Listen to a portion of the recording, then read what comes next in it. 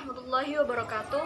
Perkenalkan, nama saya Leni Diana dari kelas 11 IPA 2. Saya akan menjelaskan tentang teori kinetik gas. So, check it out. Kalian penasaran gak sih gimana mekanisme cara kerja pompa, balon udara, ataupun panci presto? Mari kita bahas. Sebelum itu, kita harus tahu dulu nih. Teori kinetik menjelaskan sifat-sifat zat berdasarkan gerak acak terus-menerus dari molekul-molekulnya. Nah, berikut adalah penjelasan lebih dalam tentang beberapa konsep dasar dalam teori kinetik gas. Yang pertama ada partikel gas. Partikel gas dalam teori kinetik gas dianggap sebagai bola yang saling bertabrakan dan memiliki massa. Sifat partikel gas ini berbeda dengan sifat partikel padat dan cair. Partikel padat dan cair biasanya memiliki bentuk tetap dan volume tetap, sedangkan partikel gas dapat berubah bentuk dan volume sesuai dengan wadah yang menampungnya. Yang kedua, ada tekanan gas. Tekanan gas adalah gaya yang dihasilkan oleh tumbukan partikel gas dengan dinding wadah yang menampungnya.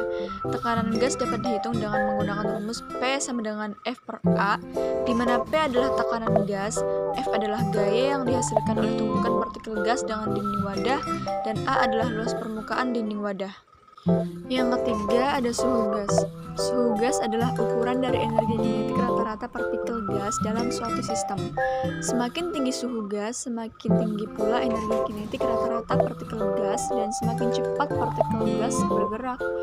Suhu gas dapat diukur dalam beberapa satuan, salah satunya adalah dalam derajat Celcius.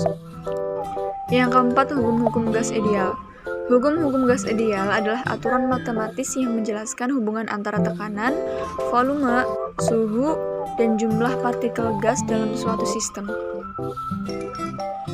3. Hukum gas ideal. Yang pertama, hukum Boyle.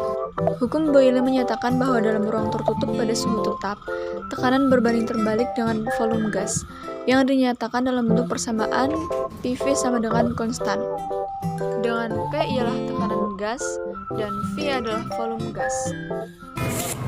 Penerapan hukum Boyle adalah pada pompa. Pompa adalah alat yang digunakan untuk memindahkan gas atau zat cair. Berdasarkan prinsip kerja ini, pompa dikelompokkan menjadi dua jenis, yaitu pompa hisap dan pompa tekan. Saat penghisap ditarik, maka volume udara dalam pompa membesar dan udara tidak dapat masuk ke ban sebab harus masuk melalui katup atau ventil dari karet. Jika penghisap ditekan, maka volume udara dalam pompa mengecil dan udara dapat masuk ke ban melalui ventil karena tekanannya membesar. Yang kedua ada hukum Charles. Hukum Charles menyatakan bahwa jika tekanan gas yang berada di ruang tertutup konstan volume gas sebanding dengan suhu mutlaknya, maka dinyatakan dalam bentuk persamaan menjadi V per T sama dengan konstan, dengan V volume gas dan T adalah suhu gas. Penerapan hukum Charles dapat kita lihat pada balon udara. Saat gas hidrogen pada balon udara dipanaskan, maka volume gas akan bertambah sehingga balon udara akan mengembang. Yang keempat ada hukum Gay-Lussac. Hukum Gay-Lussac menyatakan bahwa dalam ruang tertutup dan volume dijaga tetap, tekanan gas akan sebanding dengan suhu gas.